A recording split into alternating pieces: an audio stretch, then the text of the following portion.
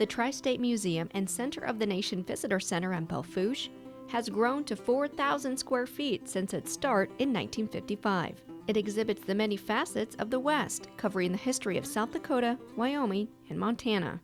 We caught up with Christy, the museum director, for more on what the museum has to offer. Can you talk a little bit about the cabin that is out there? The Johnny Spalding cabin. Johnny Spalding was a remarkable person who built that cabin in 1876.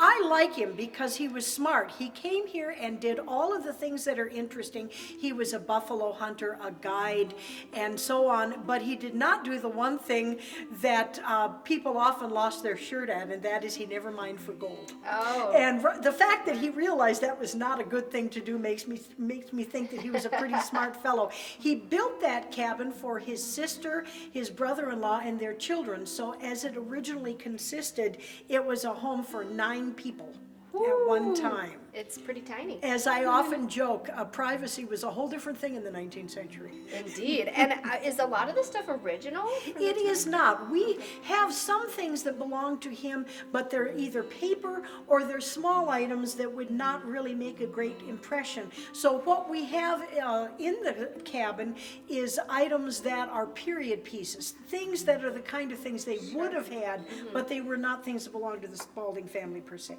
Sure, yeah. That was very cool. When you go in there, you just feel like you're sucked into that world. To that time period. Yeah. Now talk about the monument for the Center of the Nation. We are the center of the nation, and here is why. If you were to take the land masses of Alaska and Hawaii and add them to the contiguous 48 states, we then become the center of the nation.